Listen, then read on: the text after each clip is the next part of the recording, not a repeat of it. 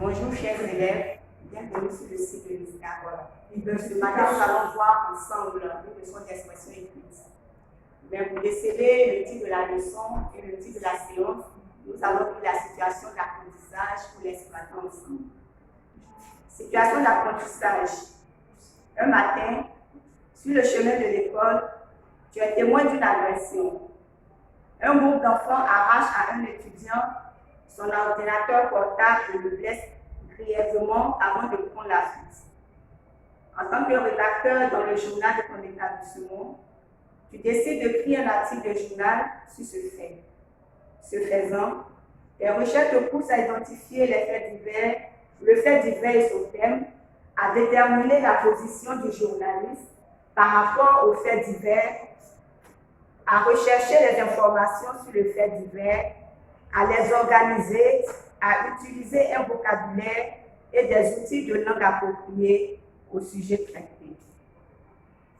Nous avons lu nos situations d'apprentissage. De quoi est-il question? Il s'agit d'un élève qui a assisté à un fait divers portant sur une agression. Et qu'est-ce qu'il décide de faire dans le journal Qu'est-ce qu'il décide de faire? Il décide d'écrire ce fait dans le journal de son établissement. Alors, le titre de la leçon, c'est l'article de journal. Quel est le fait auquel il a participé? Il a participé à un fait divers. Donc, il est témoin de ce fait-là. Donc, la séance porte sur la rédaction d'un article de journal portant sur un fait divers dont on a été témoin. Merci. Vu le titre de la séance, quelle est la définition que l'on peut donner de l'article de journal? L'article de journal est un écrit qui relate un fait dont on a été témoin ou qui analyse une situation en vue d'informer les lecteurs. Ces faits peuvent être des événements d'intérêt communautaire, à savoir la distribution des prix, la fête du collège, les problèmes sociaux, à savoir la lutte contre la drogue ou les sécurités. Après la définition, quelles sont les différentes caractéristiques d'un article de journal? Pour prendre un article de journal, il faut d'abord un titre. Que constitue le titre et comment il est écrit? Le titre est écrit en gros caractères et en couleurs. Il a pour but d'attirer l'attention du lecteur. Pour cela, il doit être accrocheur aussi bien par la forme que par le fond. Le titre doit être enrichissant pour pouvoir aiguiser la curiosité du lecteur. Il peut être formulé soit sous la forme d'un groupe nominal ou d'une phrase. Donc le titre, il n'est pas long. Après le titre, nous avons en petit 2 le sous-titre. Que représente le sous-titre? Le sous-titre est écrit en caractère moins grand et moins voyant que le titre. Il est plus explicite que le titre, car il y apporte un complément d'information. Donc, c'est le sous-titre qui va nous permettre de comprendre mieux le titre que nous avons vu plus haut. Après le grand 2, les caractéristiques d'un article de journal, nous allons voir les outils de la langue. Quels sont les outils de la langue qui nous permettent de rédiger un article de journal? Comme premier outil, nous avons les indices d'énonciation, notamment le nous. Parce que quand nous écrivons un article de journal, nous ne devons pas être subjectifs. Donc nous avons le pronom nous. Pour les temps verbaux, nous avons le présent et le passé composé. On a aussi le mode indicatif. On utilise le mode indicatif parce que c'est le mot du réel, le mot qui relate les faits réels. Alors, comme le journaliste a été témoin du fait divers, alors on va utiliser le mot indicatif. Concernant le mot conditionnel, on utilise le mot conditionnel lorsque les faits ont été rapportés, c'est-à-dire le journaliste n'a pas vécu les faits, mais on lui relate les faits, alors il va utiliser le mot conditionnel. Après le mot conditionnel, nous avons les types de formes de phrases.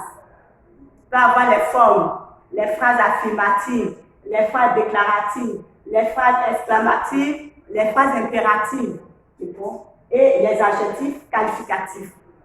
Les adjectifs qualificatifs pour donner plus de poids aux informations que le journaliste relate. Après le grand 3, les outils de la langue, nous passons maintenant à la rédaction d'un article de journal portant sur un fait dont on a été témoin. C'est ici qu'il faut rédiger, c'est ici qu'on se comporte comme un journaliste. Alors, cette partie obéit à 3 parties. La première partie, intitulée petit 1, nous avons le chapeau. Le chapeau, c'est aussi l'introduction ou l'attaque. Que représente le chapeau? Comment est-il écrit? Le chapeau est écrit en italique ou en gras. L'écriture italique, c'est l'écriture bâton. Il annonce les circonstances, l'objet, les personnages et l'heure. Il répond aux questions suivantes. Qui, quoi, quand, où, comment et pourquoi. Donc, dans l'introduction, on va situer les circonstances dans lesquelles le fait s'est produit. Après le petit 1, on passe maintenant au petit 2, qui est le corps de l'article ou le développement. C'est dans cette partie qu'il faut écrire, qu'il faut relater les faits. Alors, le corps, c'est quoi?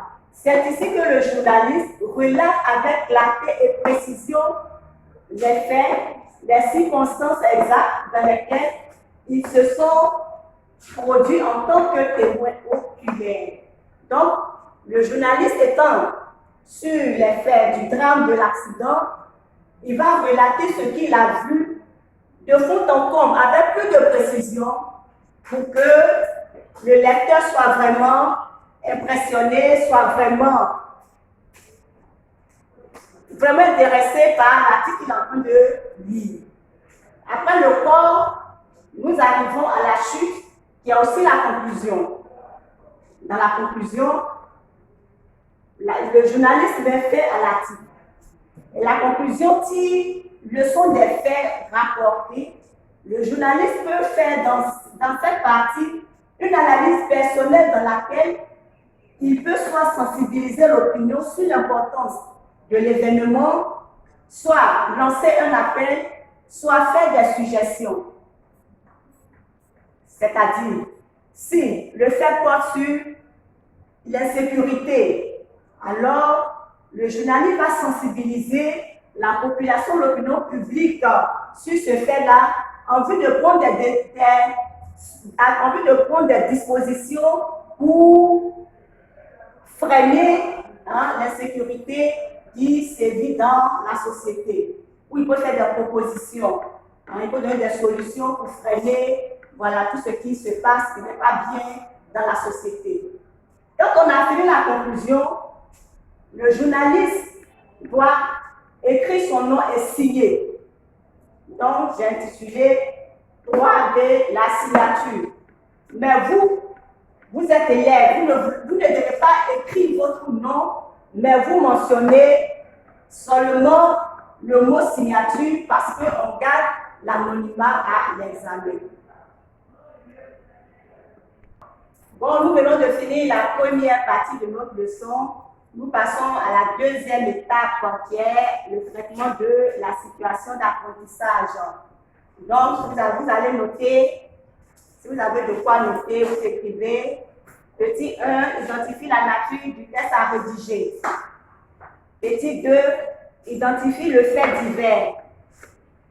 Petit 3, identifie le thème. Petit 4, formule un titre.